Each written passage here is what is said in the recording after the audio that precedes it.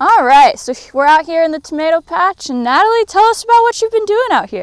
Yeah. We are actually in kind of the second planting. This year I actually have an earlier planting that's largely done. We are, now late August. So I will say late August trials are sometimes a little bit hard on the pride of we production people. It really looked prettier in June. But actually this late season planting is looking pretty good. These were put in mid-June. And so they've just kind of passed, 70, 80 days in the field, and we're about a week into the harvest. So we're starting to get some fruit off of these. And I should say, or maybe you should say, what are some of the data that we take off of these plots? Yeah, so in these plots, we mostly take yield data. We collect individual bins like we've got here from each plot. We take weights and just which are good-looking, saleable, what you would eat in home tomatoes, and what are our culls. Yeah.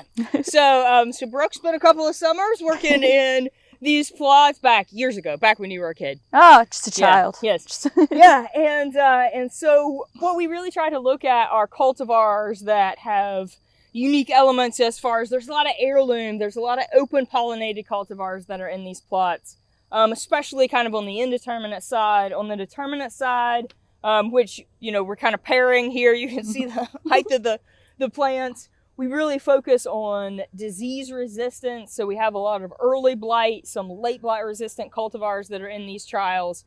And we try to do these in a way that provides us with data that we can analyze so everything is replicated, but also at a scale that is not unlike how people might grow. And so every time you see a post, that's kind of our plot marker. So there's typically 4 plants per plot, and we'll take data on those sections, fruit count, fruit weight. And so do you have any examples of harvested fruit for us today?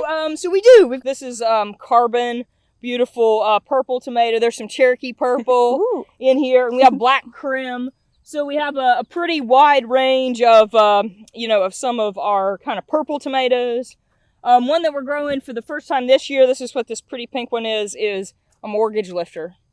So do you know the story about this tomato? No, I don't. Oh, it's a Southern West Virginia classic. Oh! Right? Yeah. So in the Depression era, a gardener grew a whole bunch of these tomatoes. He bred and selected himself. It's in Southern West Virginia, and he sold them for $1 a piece along the side of the road. And in just a few years, he paid off the mortgage on his house. Amazing. Yeah. Those West Virginians. Right. Yeah. So we West love Virginia, heirloom, classic. Then we have some that are actually, I don't think we grew these the year that you're working here, but this is genuine. So this is actually an heirloom hybrid cross. So it's a hybrid cultivar, but it has some heirloom parentage. So that's, a really pretty ribbed tomato. We've got some interesting fun stuff. This is Coeur de Bois. Probably slaughtered that French, but you can take that. So it's kind of a really large plum tomato. And actually, this was in the 2021 trial, and it was one of the highest yielders. Then let's see. Oh, and then some classics like Big Beef. So I kind of always use that as one of the controls. Grow it every year to kind of compare yields, and it's, a standard garden. Pretty good disease resistance, pretty good productivity, kind of good across the board. And then over on the determinate side, Celebrity is kind of the control that we always use. Now these, of course, haven't gotten very much yield off of them, but the older set over there, we had really good determinate tomato yields this year. So we grew Mountain Fresh Plus, Celebrity, BHN 589, BHN 871 as a really pretty yellow tomato. So it was, I don't think that there was a winner. I think those were all really consistent yields across those cultivars.